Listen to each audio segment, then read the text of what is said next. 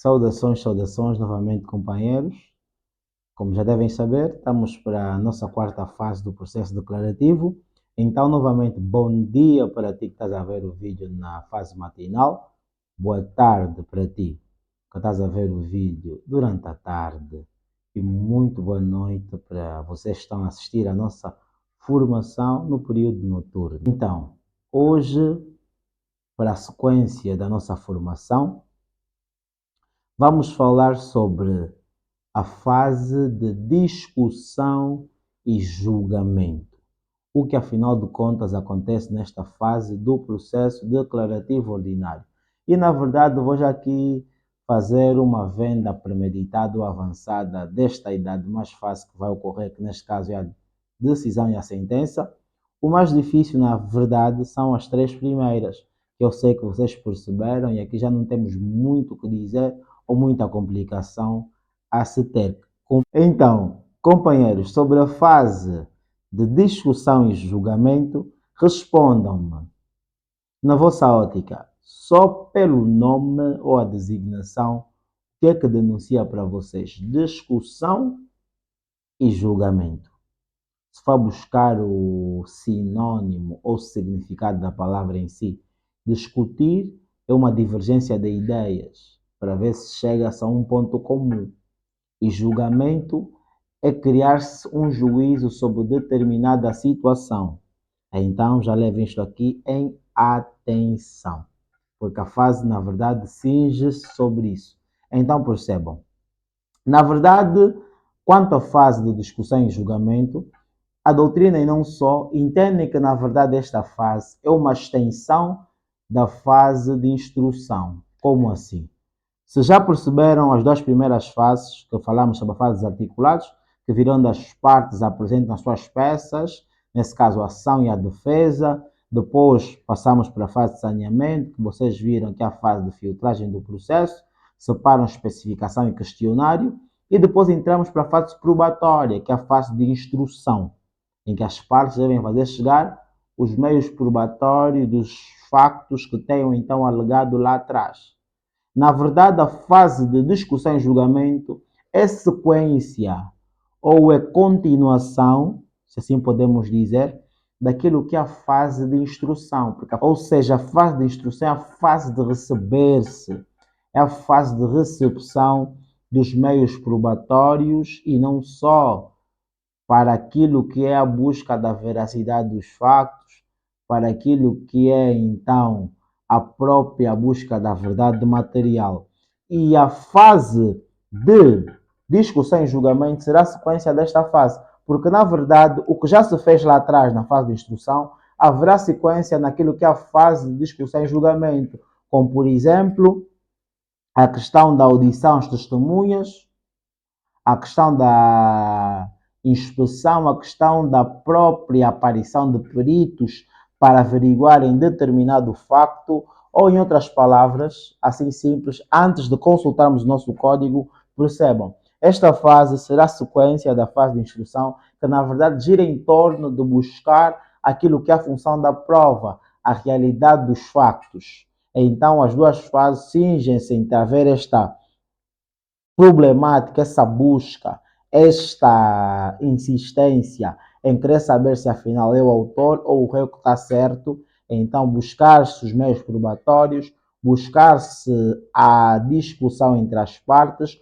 buscar-se a apresentação das provas dos dois lados, para que no final se tenha um juízo certo na parte do julgador, que neste caso é o juiz, sobre a causa. Então, na verdade, a fase de discussão e julgamento dá continuidade a isto, que é a fase de instrução. Mas para perceberem melhor, vamos só visitar a dormir. E para perceberem melhor, vamos só visitar, antes de mais nada, aquilo que é o artigo 647 do Código do Processo Civil, que vai falar sobre a designação de dia para a audiência. Vou ler para vocês. Efetuadas as diligências de produção de provas que não possam deixar de ter lugar antes da audiência final ou expirado o prazo marcado nas cartas o juiz designará dias para essa audiência. Vou ainda aqui desmistificar para vocês. Na verdade, essa fase que é de discussão e de julgamento também é entendida como sendo a fase da audiência final. Vem que faz todo sentido porque audiências realizam também na fase de instrução, porque começam já a ouvir os meios probatórios, qual seja a forma, seja documental, confissão, seja por via policial. Aí permitido, apresenta essas provas. Só que dá sequência, porque só esta fase não seria suficiente para caber estes meios todos probatórios. Então dá-se uma sequência. E este artigo 647 vai o esclarecer. Vou ler de novo, prestem atenção, companheiros. Vai dizer: efetuadas as diligências de produção de prova que não possam, que não possam deixar de ter lugar antes da audiência final, ou seja, que não possam ser ouvidas antes da audiência final, que neste caso é a fase de discussão e julgamento, ou expirado o prazo marcado nas cartas, o juiz designará o dia para essa audiência, meus amigos. Então, para dizer, antes de mais nada, do que eu já estava aqui a refletir, a fazer chegar para vocês, esta fase é consequência da fase de instrução. E teremos uma outra situação que eu acho que deve ser realçada, é que, na verdade, por esta fase ser, na verdade, uma extensão da fase de instrução, há uma maior agitação, se assim podemos dizer, porque a fase de instrução não complementa ou não fecha aquilo que é as provas e a verificação destas provas. Então, há uma maior agitação. Há a questão de discutir sobre as provas que foram apresentadas e haver a análise, haver a questão da perspicácia do julgador em ver qual dos factos condiz com a verdade. Então, uma fase bem mais turbulenta é a fase do taco a taco, se assim podemos dizer. E esta fase, na verdade, há situações atendendo à natureza do processo que podem ser meio que complexas, atendendo à matéria em especial. E aí, na verdade, o juiz pode e poderá convocar um técnico para que possa apreciar ou fazer parte ou acompanhar a audiência para depois esclarecer as possíveis dúvidas no que diz respeito à percepção do próprio juiz. Para perceberem isto aqui, vão só ler aquilo que é o artigo 649, que fala sobre a requisição ou designação de técnico, que vai dizer o seguinte: quando a matéria de facto suscite dificuldade de natureza técnica, cuja solução dependa de conhecimentos especiais que o tribunal não possua, pode o juiz designar pessoa competente que assista à audiência final e aí preste os esclarecimentos necessários. Então, esta fase, como eu já disse, é mais a fase do taco a taco, a fase da apresentação das provas e comprovação das provas, e claramente aquilo que é o princípio da oralidade, deve haver-se a discussão taco a taco, já vou chegar nisto aqui. Se o juiz sentir que, atendendo à natureza da matéria, meio que especial, há necessidade de haver técnicos nesta própria matéria, poderá sim fazer a requisição, fazer a chamada de um técnico para fazer o acompanhamento desta mesma audiência. Podemos assim dizer, servir de um coadjuvante, um acompanhante, para poder fazê-lo entender sobre certas complexidades do processo em causa. Na verdade, isto acontece. E vou ler para vocês um ponto que é muito interessante desta mesma fase. Como eu já disse, aqui não há muitas mais doutrinas, não há doutrinas, aqui é mais técnico e prático do que pode acontecer. Então vamos lá ver o 650, que fala sobre os poderes do presidente, que neste caso, sobre o que vai presidir, neste caso, a audiência. A audiência contínua, só devendo ser interrompida por motivo de força maior, por absoluta necessidade ou nos casos previstos no número 3 do artigo 651 e no número 2 do 654. Mas não é aqui que interessa. Vamos lá no a seguir. Se não se puder concluí-la num só dia, o juiz marcará a continuação para o dia mais próximo possível. Aqui, na verdade, traz um princípio que já lá vamos ver, conjugado neste caso, que é o princípio da continuação e da audiência, que está no artigo 656, que basicamente quer dizer que a audiência de discussão e julgamento, como é uma fase calorosa em que as partes vão expondo os factos, as testemunhas vão aparecendo, peritos vão também analisando a situação, tratar-se disto ou disto, não pode haver um intervalo tão extenso que esfrie aquele clima de descoberta da verdade, assim podemos dizer, tal e qual no processo penal. Então é contínua, não podendo ser adiada por motivos nada justificáveis. Então deve ser esta mesma audiência contínua para que haja o êxito na descoberta da verdade. E vou ler mesmo para vocês o 656, que eu já disse, que é da continuidade da audiência, que vai dizer o seguinte: a audiência é contínua, só podendo ser interrompida por motivo de força maior, por absoluta necessidade ou nos casos previstos no número 3 do artigo 651 e no número 2 do artigo 654, se não for possível concluí-la num dia, o presidente, já sabem se é presidente do quê? Que presida a própria audiência, neste caso, marcará a continuação para o dia imediato, se não for domingo ou feriado, mas ainda que compreendido em férias e assim sucessivamente. Ou seja, aqui a questão do princípio da continuidade é uma fase calorosa do processo, é uma fase que já não basta só falar, é uma fase que as partes estão a trazer os seus factos probatórios para fazer fé o que apresentaram na primeira fase do processo, que é dos articulados. Então, uma fase que não deve haver muito intervalo. Não pode haver, por exemplo, o autor apresentou uns factos que diz que é isso, é isso, é isso, e está aquele ambiente pesado ou tenso e dá-se 5 dias para o correio possa apresentar também os seus factos. Não faz sentido. Dá mais espaço para possíveis manobras, assim podemos dizer. Então, este princípio da continuidade destas audiências faz todo o sentido. E tem mais um princípio que deve ser realçado, já que estamos a falar de princípios. Nesta fase, fala sobre o princípio da plenitude da assistência dos juízes. Na verdade, este princípio, nos termos do 654, vou ler antes de explicar, vai dizer o seguinte, percebam: só podem intervir na decisão da matéria de facto os juízes que tenham assistido a todos os atos de instrução e discussão praticados na audiência final. Ou seja, este princípio da plenitude da assistência dos juízes está a dizer que para poder o juiz tomar uma decisão sobre dado caso no processo, deve ser aquele que esteve na fase de instrução e na fase de discussão e julgamento, porque esta fase mais direta o próprio julgador tem com as matérias probatórias. Então não poderá se acontecer um malefício, é juiz sucumbir, um outro substituir já no final da fase, que é a fase de tomar decisão, mas não viu a instrução, nem a fase de discussão, não pode. Por isso é que este mesmo artigo, o 654, no seu número 2, vai dizer o seguinte: se, durante a discussão e o julgamento, falecer ou se impossibilitar permanentemente algum dos juízes, repetir-se-ão os atos já praticados, sendo temporária a impossibilidade, interromper-se-á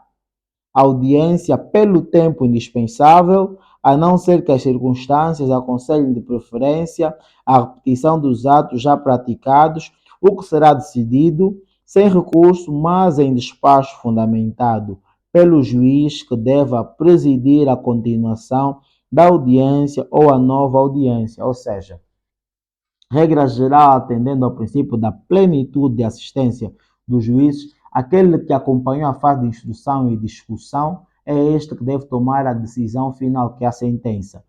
Mas se este falecer ou está impossibilitado de acompanhar, deverá-se repetir estas mesmas fases, salvo nas situações também que, neste caso, o juiz que seguiu essas fases estar impossibilitado, poderá então dispensar ou dar-se um stop na audiência, que neste caso não é passível de reclamação, e para que depois de estar recuperado com as dadas fundamentações, prosseguir-se a mesma fase. É nessa perspectiva. Mas diante destas todas as situações, trago mais um princípio que é da liberdade de julgamento, que também é importante, que na verdade atua sobre o quê? Estamos a dizer que os juízes, a quando da apreciação das provas, são livres, não uma vinculação obrigatória.